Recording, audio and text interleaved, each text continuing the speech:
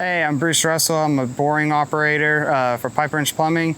Today we're using the big directional boring machine. It's one of two. We have a big and a small one.